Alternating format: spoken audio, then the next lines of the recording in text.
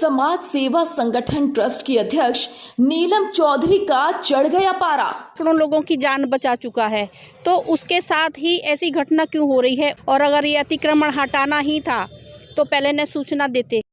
नगर निगम रुड़की और सिंचाई विभाग पर फूटा नीलम चौधरी का गुस्सा। तो क्या एक गरीब आदमी ने अतिक्रमण फैला रखा है? और वो भी जब वो इतने सैकड़ों लोगों की जान बचा रहा है। इसे कौन सा बिल्डिंग चाहिए? और इस जगह पे कौन सी इसने सीमेंटेड बिल्डिंग खड़ी कर ली या कोई प्रॉपर्टी कब्जा कर ली है जो अतिक्रमण के नाम पे उसकी झोपड़ी गिरा दी गई?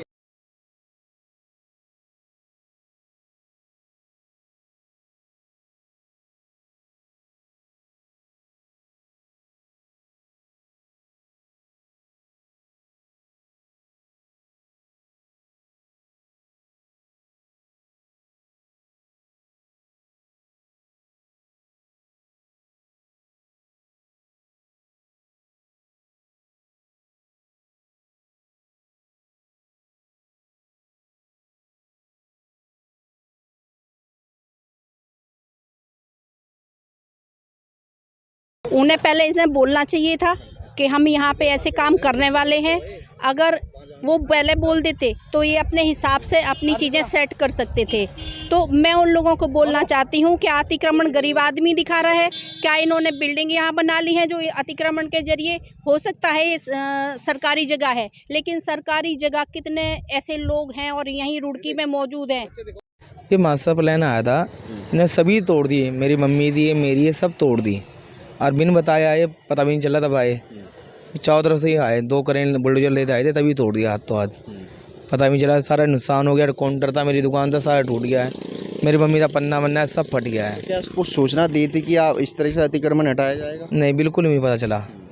एकदम से ही आए, पता ही नहीं चला। इधर से आए, अभी तक तो ही नहीं चला। लेकिन आप तो लोगों की जान बचाते हैं, अपनी जान पर खेल कर, लेकिन इस तरह से आपको आशियाना ही उजाड़ दिया। क्या कर सकते हैं, सरकार ये है कर रही है। सेवा कर रहा हूँ वो तो करूँगा ज़रूर। अब तोड़े या कुछ भी करे वो तो करना ही ज़रूरी है। तो मेरी सेवा वो तो करूँगा ज़रूर मैं। ये मेरी मम्मी थी, मेरी मम्मी पैरों तो मोहताज है, वो बेटी है, उनता था वो। सारा राशन वासन सारा गिरा दिया, हम कराए दोबारा। कौन सी टीम आई थी जब ये अतिक्रमण हटाया जा रहा है? नगर निगम थी, नहरबाई थी और तहसील से आए थे सारे, उन्होंने तोड़ा है। क्या कुछ अफसोस है? सो दिया बस, अब तो सो दिया पूरा। सारा सामान टूट गया है, पन्ना फट गया हमारा, बांस बल्ली सारी टूट गई है। लेकिन सेवा करते रहे हैं। सेवा जरूर करे थे। कहेंगे आप, लगातार लोगों की जान बचा रहा है नहर में कूद कर, पुलिस वाले खुद भी बुलाते हैं, लेकिन इस तरह से इसी का ही आसानिया उजड़ गया। कहना चाहती हूँ जो इंसान पहले से ही गरीबी की मार झेल रहा है, उसके बावजूद भी वो सैकड़ों लोगों की जान बचा चुका है, तो उसके साथ ही ऐसी घटना क्यों हो रही है? उसके साथ ही ऐसा दुर्व्यवहार क्यों हो रहा है? और अगर ये अतिक्रमण हटाना ही था तो पहले ने सूचना देते, ताकि ये अपना सामान जो है वो सुरक्षित कर लेते। अब जेसीबी ये तो नहीं देखती है ना कि एक लकड़ी उठा के रखनी है। जेसीबी के चलने से इनकी सारी जो है व्यवस्था ख़राब हो गई है, सामान ख़राब हो गया है, सब कुछ टूट गया है। तो मैं कहना चाहती हूँ कि अतिक्रमण सिर्फ यहीं हो रहा है, अतिक्रमण और कहीं नहीं है। आप देखो दुकानों से आधी रोड पे जो है दुकान वालों के सामान फैले हैं, बाइक वालों की बाइकें खड़ी हैं, गाड़ी वालों की गाड़ियां खड़ी हुई हैं। क्या वो अतिक्रमण नहीं है? क्या लोग अपने घरों के बाहर एक छज्जे निकाल लेते हैं अपनी जगह से बाहर? क्या वो अतिक्रमण नहीं है? तो क्या एक गरीब आदमी ने अतिक्रमण फैला रखा है?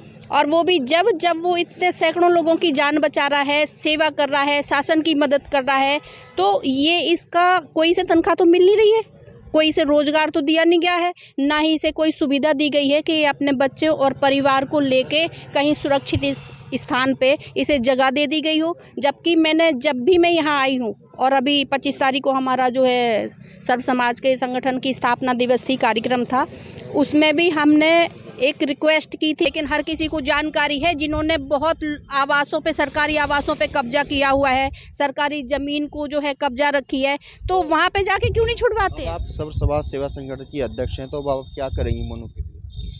मैं मोनू के भाई के लिए मैं भी और मेरा संगठन हमेशा खड़ा हुआ है। कोई ये ना सोचे कि मोनू अकेला है, गरीब है और झोपड़पट्टी में रह रहा है।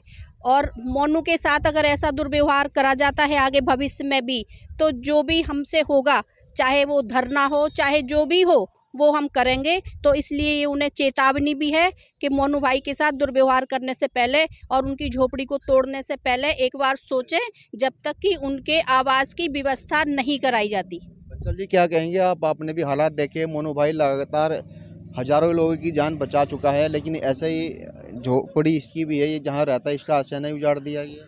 विनीत जी, आज हम यहाँ विजयदशमी के अवसर पर यहाँ खड़े हुए हैं और बुराई पे अच्छाई की जीत का ये त्यौहार हम मना रहे हैं। लेकिन यहाँ पर क्या हो रहा है, अच्छाई पे बुराई हो रही है। मोनू एक बहुत गरीब ये व्यक्ति है, इसके छोटे छोटे बच्चे हैं, यहाँ पर किसी तरह अपना जीवन यापन कर रहा है और इसने हमेशा समाज के भले के लिए काम किया है। अगर ये इस जगह पर है तो बहुत सारे लोगों की जान इन्होंने बचाई है। इन्होंने अपने अभी कावड़ मेला हुआ था, प्रशासन की पूरी मदद की है और जिसके लिए हमारे समाज के जो भी पदाधिकारी हैं, प्रशासन है, उन्होंने इनको सराहा भी था। लेकिन क्या फ़ायदा ऐसी सराहना का कि जब वो एक इनको बिना कोई सूचना दिए और ऐसे रात में आकर के और इनको उजाड़ के चला जाए। हमारे समाज के अंदर बड़े बड़े उद्योगपति, समाज सेवी हैं, उनको भी इस बारे में सोचना चाहिए कि भाई एक ये इंसान यहाँ पर बैठा है। मैं कहता हूँ इसका यहाँ बैठना नहर के किनारे, ये अपने आप में एक बहुत बड़ी हमारे सुरक्षा का भाव पैदा करता है हमारे शहर के लिए, इतने सारे लोगों की जान बचा करके। इसके लिए कुछ व्यवस्था हमारे समाज को, हमारे प्रशासन को करनी चाहिए ताकि इसका परिवार एक ऐसी छत पा सके जिसमें ये निश्चिंतापूर्वक रह सके। और मैं तो ये कह सकता हूँ कि इसको जो अपने इतना सब कुछ होने के बावजूद ये आज भी समाज की सेवा करने के लिए जुटा हुआ है, तैयार है। भाई इसके लिए कहीं ठिकाना बना दो और इसको हम कहें कि भाई तू अपना काम पहले की तरह करता रहे। ये यही